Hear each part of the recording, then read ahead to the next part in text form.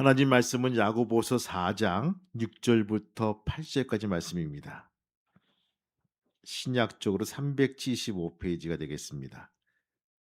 제가 한 절, 여러분들이 한 절, 마지막 절은 같이 우리가 합독해서 하나님 말씀을 같이 읽겠습니다. 야고보서 4장 6절부터 8절. 그러나 더욱 큰 은혜를 주시나니 그러므로 일렀으되 하나님이 교만한 자를 물리치시고 겸손한 자에게 은혜를 주신다 하였느니라.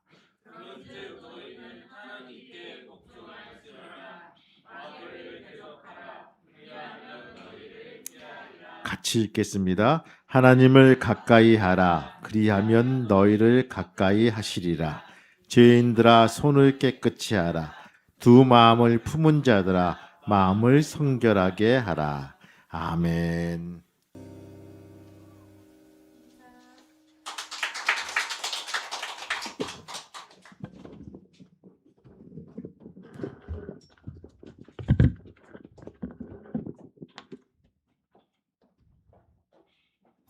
할렐루야. 옆 사람 다시 한번 인사하기 축복합니다. 감사합니다. 우리가 부활절을 지나고 첫 번째 주일을 맞이했습니다. 뻐꾸기 한 마리가 나무 위에 앉아 슬피 울고 있습니다. 뻐꾹. 좀 슬픈가요? 뻐꾹. 이 슬피 울고 있는 거예요. 옆까지 앉아 있는 비둘기가 물어봅니다.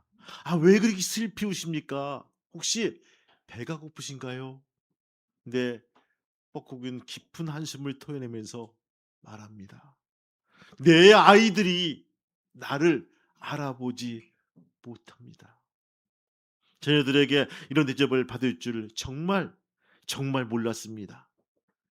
노년이 너무 쓸쓸하고 슬퍼지네요. 이때 비둘기가 다시 물어봅니다. 당신이 언제 아기를 낳으셨나요? 또 둥지에 알을 품고 얼마 동안 앉아서 알을 품으셨나요? 물어보는 거예요. 뻐꾸기는 부끄러운 표정을 지으면서 말합니다. 화창한 날씨에 깜깜한 집안에 틀어박혀 있는 것이 너무 싫어서 내 알들을 모두 다른 새 집에 집어넣고, 이걸 탕단이라고 하죠. 집어넣고 저는 이산 처산으로 다니면서 노래를 불렀답니다. 그러자 비둘기는 참 욕심이 많군요. 심은 것도 없는데 무엇을 저렇게 바라는지 모르겠습니다. 심지도 않고 바라는 것은 잘못된 것입니다. 여러분들, 오늘 이야기가 그냥 하나의 동화로 보이십니까? 우리는 웃고 있지만 정작 우리의 모습이 바로 이 모습이 아닙니까? 저는 저희 동기 목사님 중에서 이게 저 그 바닷가에서 목회하시는 목사님이 있는가 하면 저 산골짜기에서 목회하시는 목사님이 있어요. 근데 참 여러 가지로 이 종합해 보면요, 이게 성향이 많이 틀리더라고요. 이 바닷가에서 지금은 가두리 양식장이 이렇게 있지만 그전에는요, 이게 거의 운수하고 똑같아요. 가서 오늘 저 운때가 잘 맞고 물때가 잘 맞으면 그냥 그물이 찢어지게 올라오고서 그냥 이게 만선의 그런 기쁨을 가지고 오지만, 그렇지 않고 바람이 불면요, 한 마리도 못 잡고 괜히 꽝 치고 온다. 야, 오늘은 꽝이다 해가지고 배 안에서 술 먹고 와가지고 괜히 행패 부리고 싸움하고, 이것이 그 어촌계의 모습이란 거예요. 그 반면에 저 산골짜기에 있는 그 농촌교회는요, 이렇게 절기에 맞춰 가지고, 그쵸? 모종을 파종을 하고 심고 김을 메고 밭을 갈고 비료 뿌리고 계속적으로 일을 하더라고요.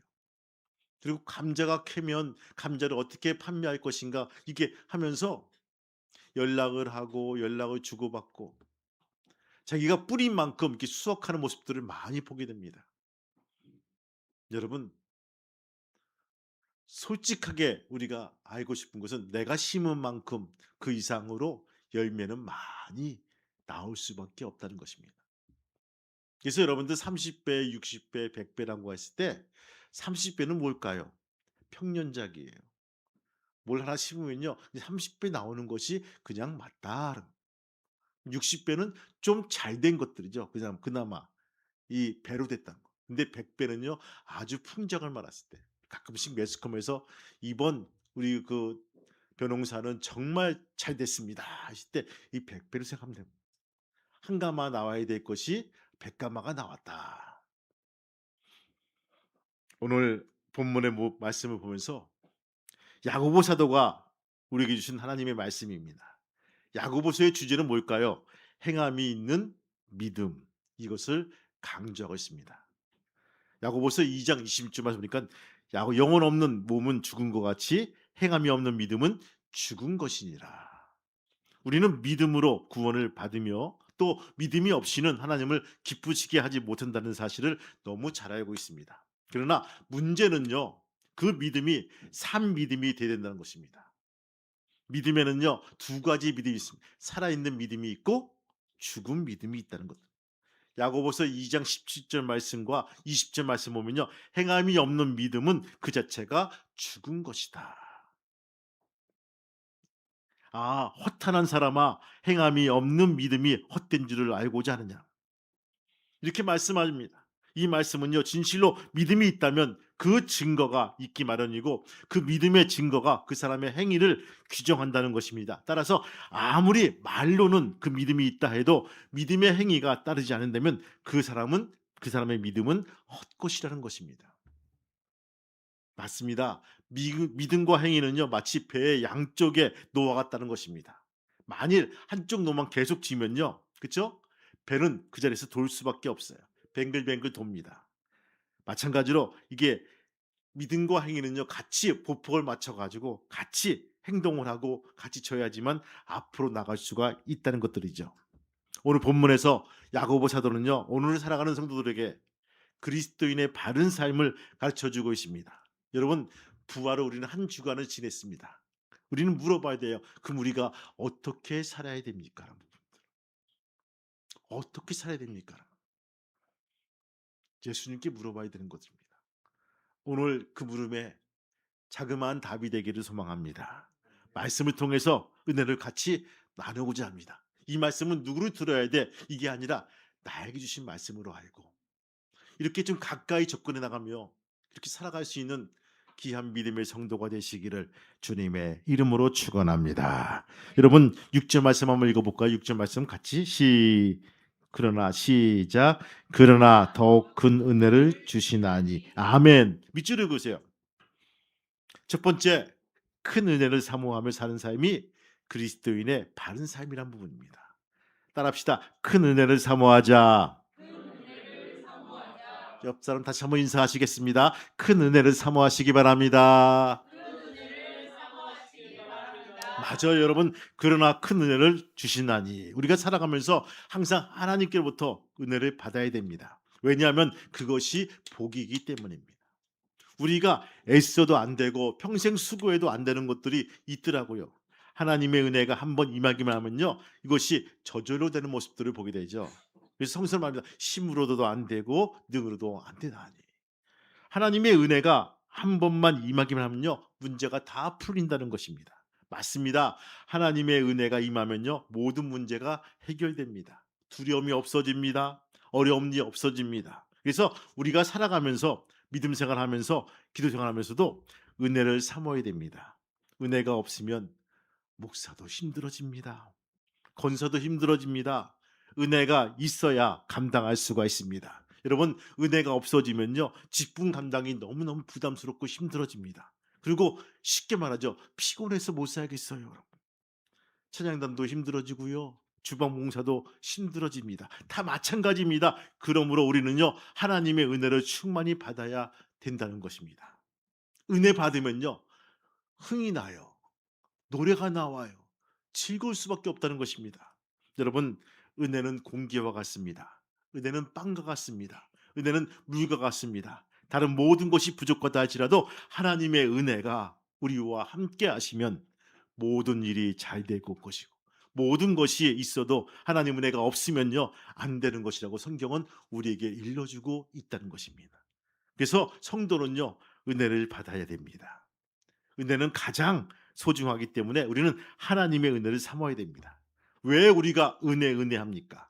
그것은 우리의 삶에 하나님의 은혜가 그만큼 어떻게 소중하기 때문입니다.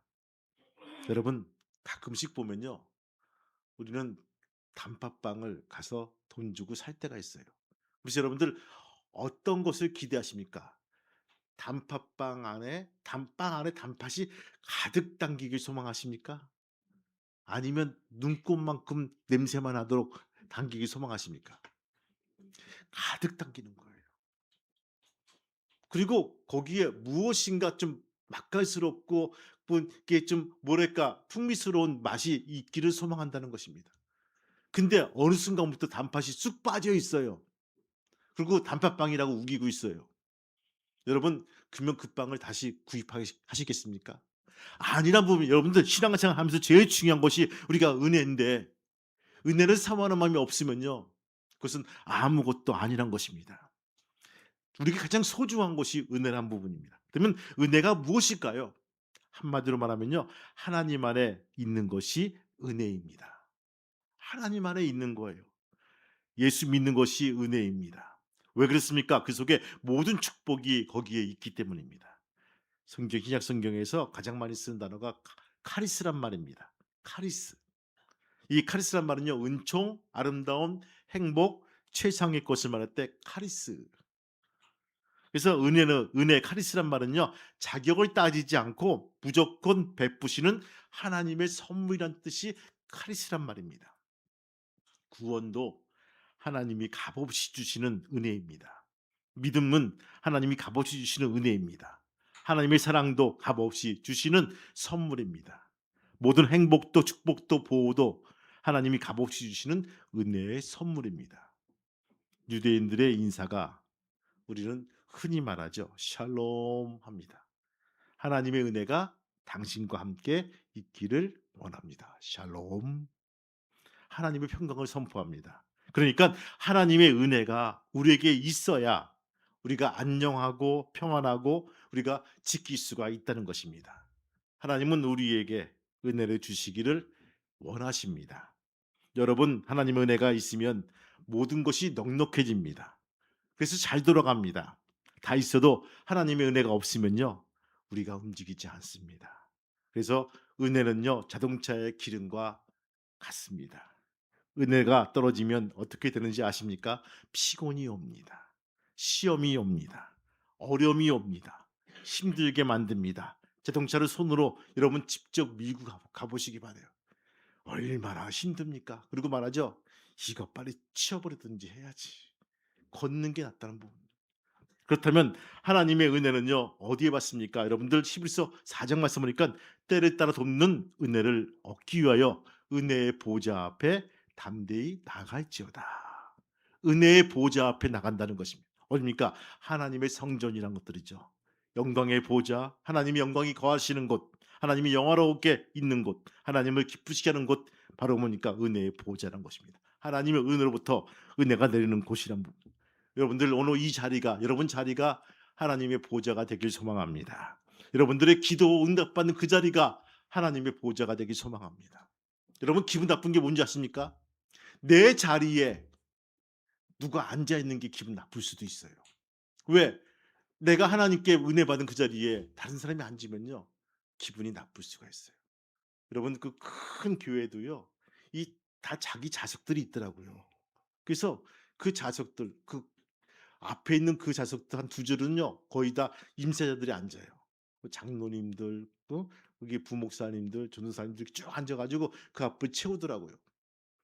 근데 거기에 다른 사람이 앉아 있으면요, 괜히 심술이 나는 거예요. 왜? 내가 은혜 받은 자리인데, 내가 하나님께 부름 받은 자리인데, 내가 거기에서 하나님께 은혜 받고 은사 받고 성령 받고 그런 자리인다. 여러분, 내 자리가 비어 있는 것을 더욱더 안타깝게 느끼시기를 주님의 이름으로 축복합니다. 여러분들 비어있는 자리는요, 바로 성령님이 채워주시겠지만 그 자리에 여러분들 채울 수 있는 귀한 믿음이 성도가 되시기를 바랍니다. 1년 52주 하나님, 내가 정말 이 자리 채우기를 원합니다. 소망하면서 나오시길 바라요. 혹자는 말하더라고요. 그 자리가 비어 있으면 그 자리는 마귀가 앉아서 우리를 조수하고 있다라고 얘기하더라고요. 그건 너무 비역적인 것이고 여러분들 난 제일 싫은 게 뭔지 아십니까? 웃는데 이렇게 활짝 웃는데 가끔씩 이가 빠진 게 여러분들 있으면요. 여러분들 이뻐 보이십니까? 얼굴은 미스 코리아예요. 진짜 이쁜데 활짝 웃는데 이가 하나 건너서 여기 빠지고 여기 빠지고 앞니가 한 3 개가 빠졌어. 흐 웃고 있는데. 무엇인가 부족한 모습들을 많이 보고 있죠. 우리가 하나님께 예배드리는데 듬성듬성 이 빠진 모습이 보인다면 하나님께서 걱정하시겠죠. '그 이빨은 어디 갔나.' 성도 여러분, 우리가 정말 마음을 추스리고 다잡아서 우리가 하나님께 나올 수 있는 귀한 믿음의 성도, 귀한 성도가 되시기를 주님의 이름으로 축원합니다. 그럼 큰 은혜를 받는 비결은 뭘까요? 여러분들 6절 말씀 다시 한번 읽어볼까요? 6절 말씀 시작. 그러나 더욱 큰 은혜를 주시나니.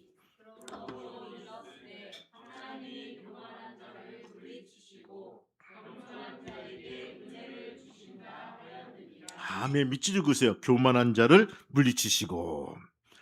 여러분들 교만을 우리가 벗어버려야 은혜를 받을 수가 있다는 거예요. 은혜 받는 비결은 다른 게 아니에요. 교만을 벗어버리자는 부분들이에요. 하나님이 교만을 물리치신다는 부분들. 이 물리치신다는 부분들은요. 참으로 그 어려운 말이에요. 여러분들. 하나님의 은혜를 꺾어버립니다. 교만은요. 이 교만은 언제든지 우리로 하여금 주께서 우리를 멀리하게 만드는 무서운 죄가 교만이라는 부분입니다. 이 물리치신다는 말은요. 이 물리친다는 말은 적을 대적할 때 사용하는 단어라는 부분입니다. 교만한 자를 하나님은 적으로 보신다는 거예요. 그래서 대적하고 물리치신다는 부분입니다. 여러분 다윗에게는 아들이 있습니다. 어떤 아들? 교만한 아들이 있고 겸손한 아들이 있어요. 교만한 아들은 누굽니까? 압살롬이라는 아들이에요. 겸손한 아들은 그나마 솔로몬이라는 아들이 있어요. 압살롬은요 어찌나 교만했던지 자기가 아버지 다윗 왕의 자리를 빼앗으려고 쿠데타를 일으킵니다. 결국 그는 망하죠. 그러나 또 다른 아들 이 솔로몬은요 겸손하여 왕이 됐대 나는 부족하고 어린아이와 같습니다라고 고백을 합니다. 하나님은요 교만한 압살롬을 물리치시고 겸손한 솔로몬을 크게 들어쓰신 모습들을 보게 됩니다. 이스라엘 초대 왕 사울은요 총명하고 통찰력도 지혜도 있는 왕이었습니다. 그러나 이 사울왕은요 자기가 지위가 높아지면서 자기도 모르는 사이에 교만이 쑥 들어옵니다. 교만해지기 시작합니다. 하나님은요 교만해진 사울을 왕으로 세우는 것을 후회했다라고 말씀하십니다. 그리고 사무엘상 16장 1절 말씀 보니까 내가 이미 사울을 버려 이스라엘 왕이 되게 못하게 하셨다라고 말씀하십니다. 사울이 하나님을 버리자 하나님도 사울을 버려서 왕의 자리에서 멀어지게 했다는 것입니다. 여러분, 이 그러면 교만이 뭘까요? 도대체 교만이 뭘까요? 교만은요 자기가 제일이라고 생각하는 하고 남을 없이는 것이 교만이란 것입니다. 무엇인가 지식이 들어가면요 내 삶이 좀 풍족해지고 내 지식이 이게 풍족해지는데 그것보다 먼저 뭡니까? 쑥 올라와서 자기가 제일이라고 생각하고 남을 낮추는 여기는 그런 마음이 들어가죠. 그것이 교만한 마음이란 것입니다. 남을 멸시하고 얕잡아 보는 이것이 교만이란 부분. 교만이 뭘까요? 영적인 교만은요. 하나님의 존재를 무시하는 거예요. 하나님 없이도 잘 살 수 있다고 큰소리치는 것이 교만입니다. 하나님 없이도 잘 살 수 있다라고 하는 사람들은 하나님을 절대로 의지하지 않습니다. 여러분 피조물의 창조물을 무시하는 것은 무지에도 한참 무지한 태도란 부분입니다. 가끔씩 여러분 가정 속에서 강아지를 키우지 않습니까? 강아지 새끼였을 때는 어린아이였을 때는 이놈이 잘 따르고 잘 받아먹고 다 이렇게 친화력이 있대요. 근데 점점 이놈이 인제 머리가 굵어지고 등치가 커가면서 강아지들이 이제 서열을 정하는 거야. 지 서열을 정하는 거예요.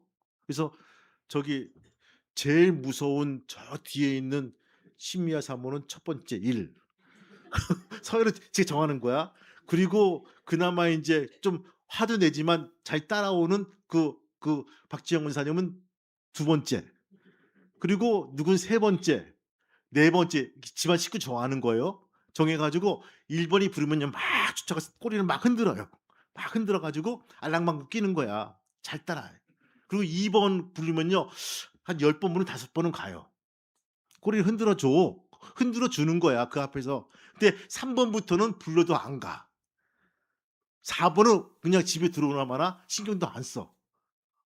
여러분들, 강아지들이, 개들이 뭡니까? 어렸을 때는 그게 없었어요. 근데 커가면서 교만이 들어가기 시작하는 거야.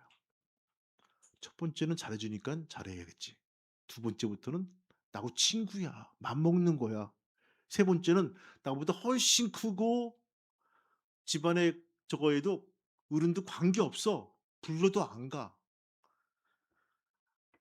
하나님 없이 살 수 있다는 것들. 여러분, 이와 같지 않습니까? 피조물이 창조물을 무시하는 것. 여러분, 이 모습이 강아지 모습이 같지 않습니까? 여러분, 잘 생각해 보시기 바라요. 그러다가 승질나면요 개패듯이 패는 거야.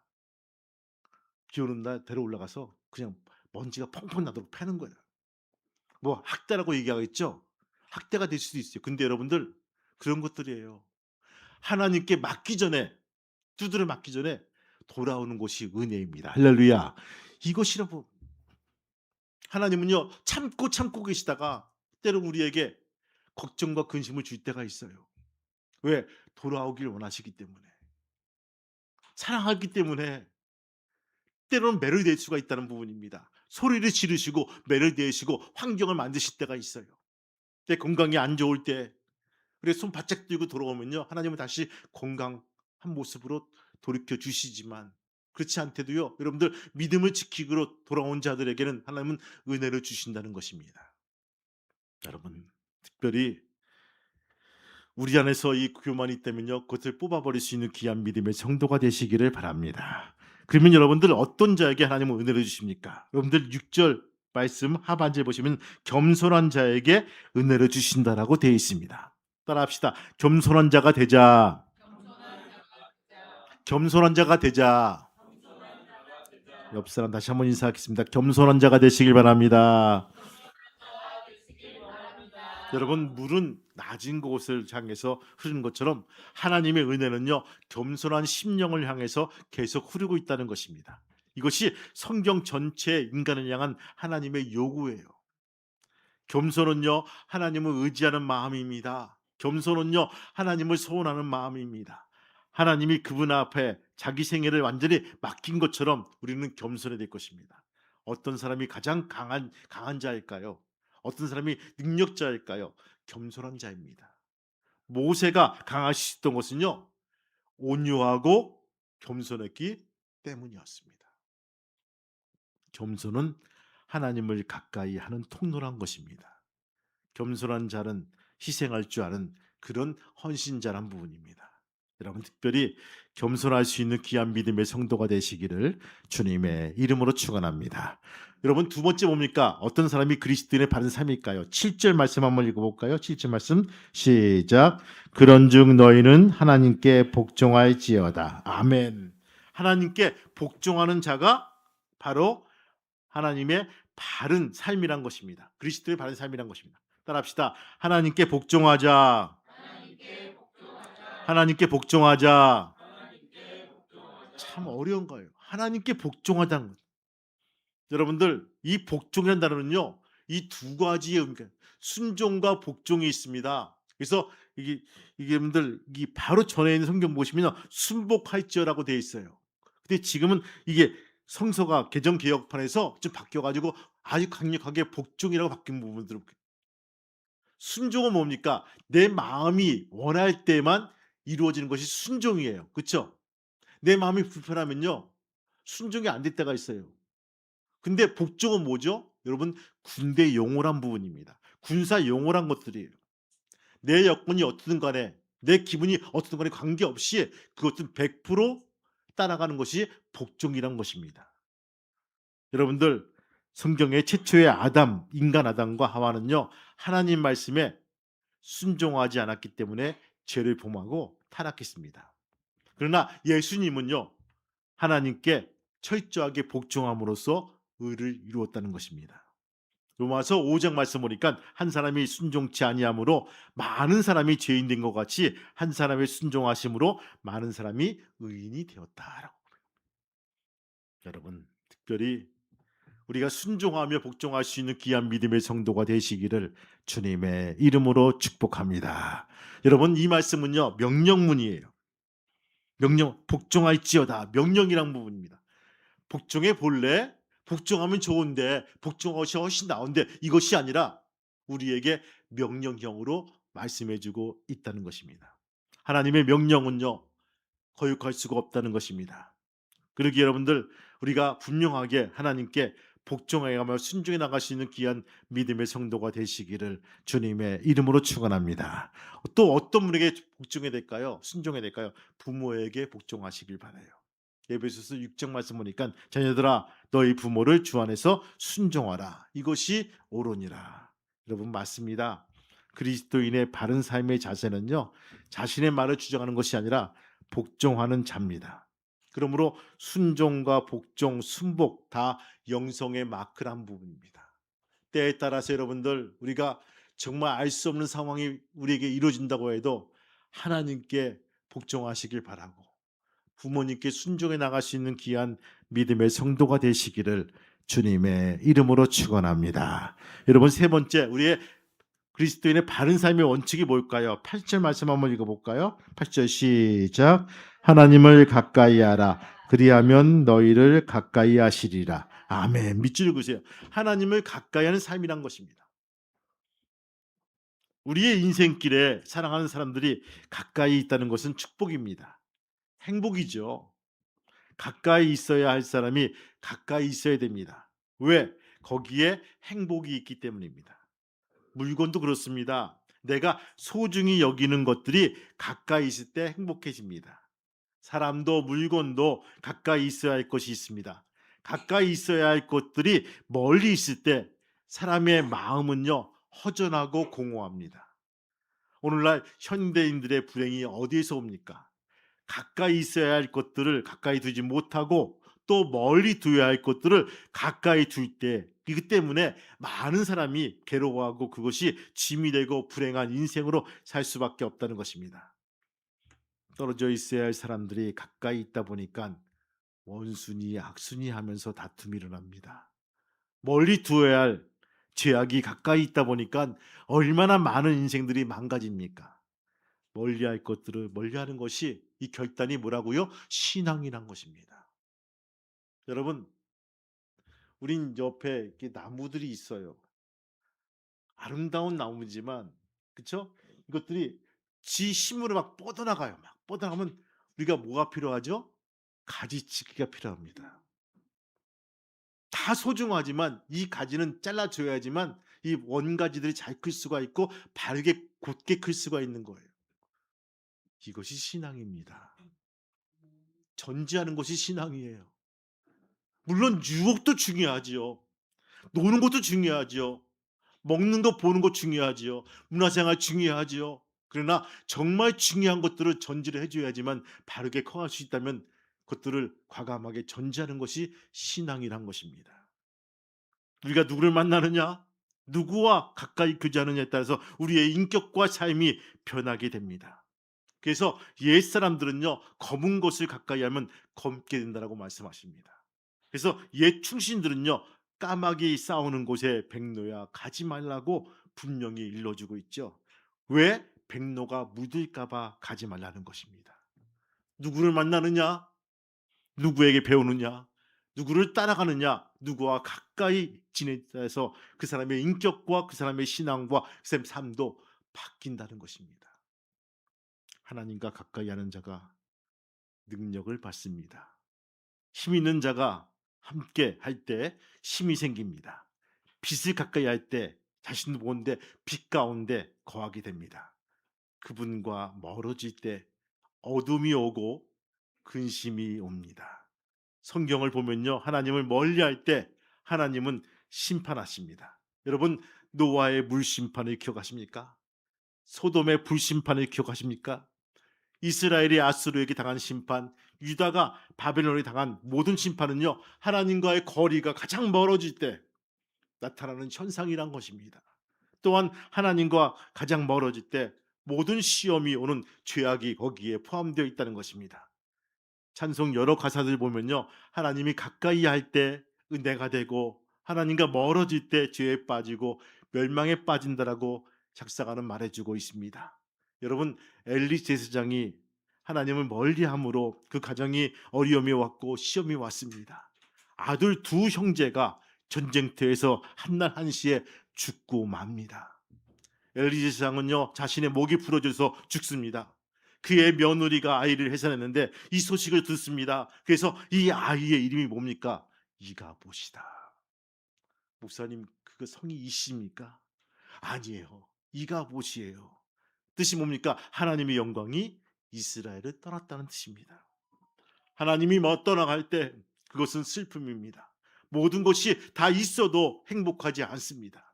가치가 없고 만족이 없습니다. 그래서 시인은 말합니다. 시편 73편 28절에서 하나님이 가까이함이 내게 복이라. 오늘 본문은요, 하나님을 가까이 하라. 그러면 너희를 가까이 하시라고 말씀해 주고 있습니다. 이사야서 55장 말씀 보니까 너희를 여호와를 만날 때 찾으라. 가까이 계실 때 그를 부르라 라고 했습니다. 잠언 8장 말씀 보니까 나를 사랑하는 자들이 나의 사랑을 입으며 나를 간절히 찾는 자가 나를 만날 것이니라. 하나님을 가까이 하면 우리가 복을 받습니다. 수지 맞는 쪽이 바로 우리라는 것입니다. 우리가 죄가 있으면 하나님을 가까이 하지 못합니다. 시편 66편 보니까 내가 내 마음에 죄악을 품으면 주께서 듣지 아니하시리라. 하나님은 거룩하시기 때문이라고 일러주고 있죠. 여러분, 그러면 하나님을 가까이 하는 비결이 뭘까요? 어떻게 하면 가까이 할 수 있을까요? 첫 번째, 예배 중심의 삶을 사시기를 바랍니다. 그렇죠? 어떤 분 그래요? 발끝마다 예배 드려야죠. 예배 얼마나 기쁘겠습니까? 하나님 붙드시게. 상만 차리면 예배드리자고 그래. 그죠? 상만 피면 예배드리자고 그래요. 예배드려야죠. 기도해 주셔야죠. 성전 중심의 삶, 신앙 중심의 삶입니다.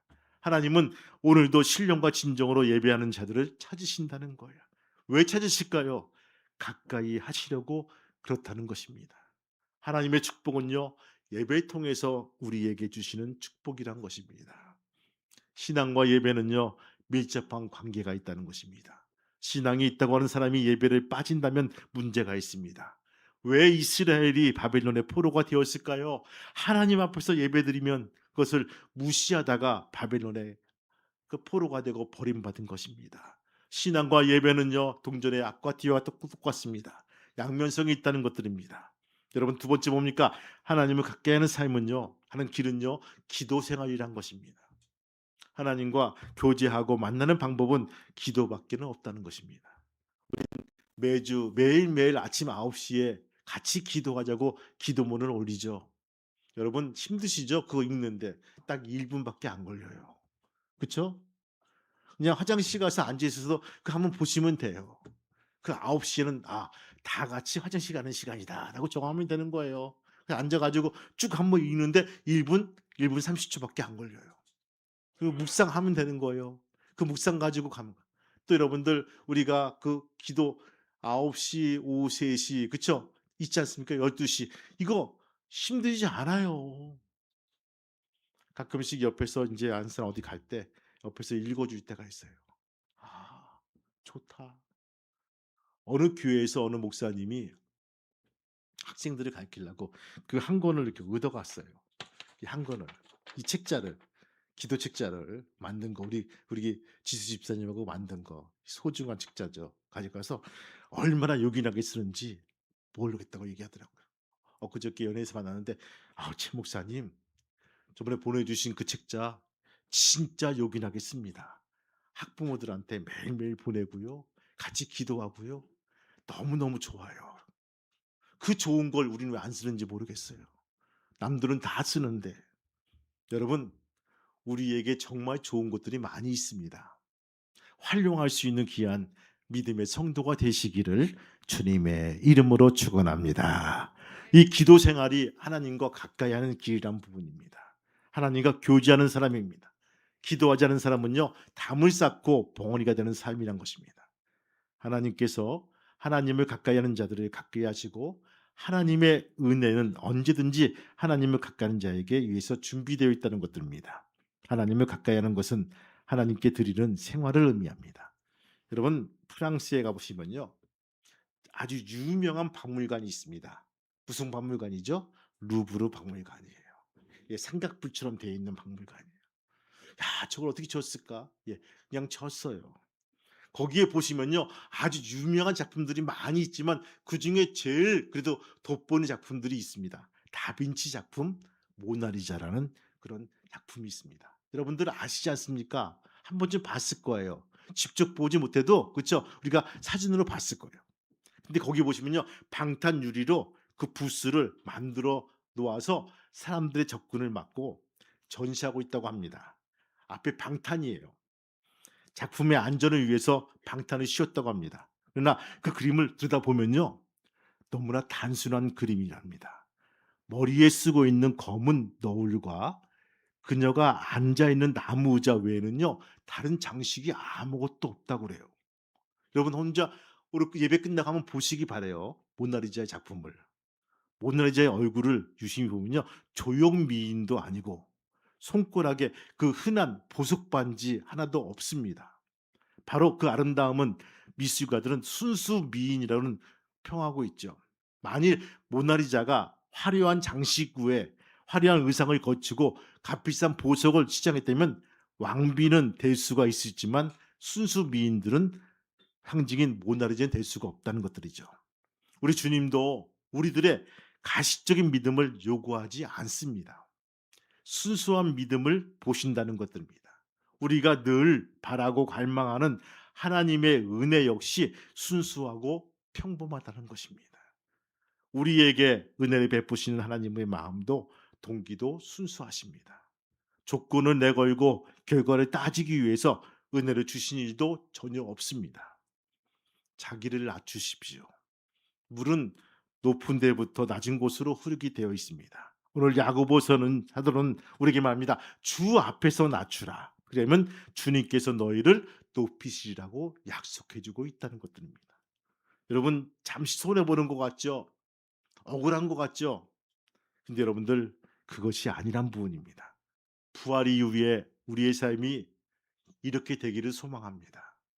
여러분들, 주님과 더욱더 가까이, 한 발짝 가까이 다가서시기 바라고, 정말 예수님의 삶과 좀 같이 닮아갈 수 있는 믿음의 성도가 되기를 주님의 이름으로 축복합니다. 그래서 우리를 향해서, 우리의 행동과 믿음을 향해서 예수의 냄새를 맡을 수 있는, 저 사람 진짜 예수 냄새 나네, 이렇게 평을 받을 수 있는 아름다운 성도가 되기를 주님의 이름으로 축복합니다.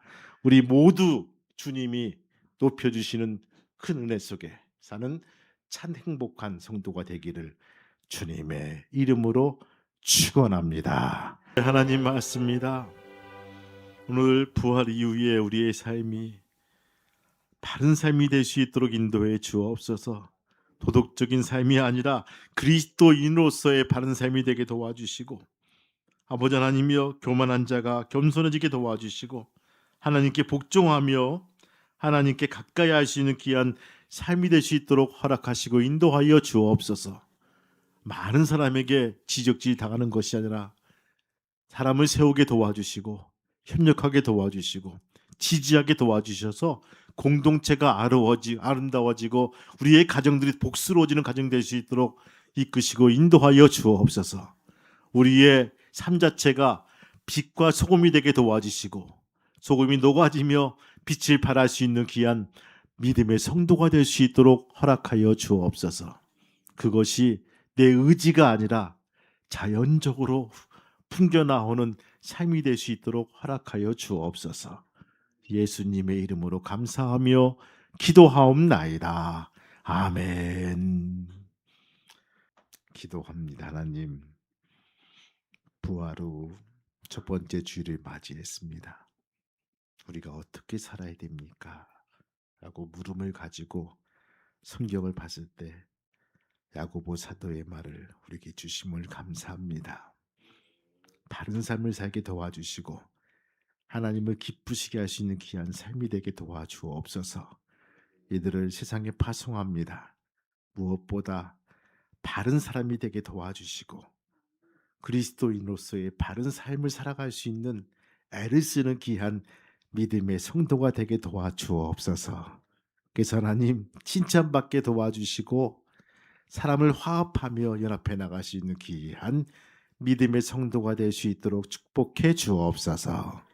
이제는 그리스도 예수의 은혜와 하늘아버지의 크신 사랑하심과 성령님의 감동과 기통 인도하심이 손을 잡은 우리 교우들과 자녀와 사업장과 직장 위에 아래케이 평화교 위에 이제부터 영원토록 함께 하시기를 간절히 축복하며 기도하옵나이다.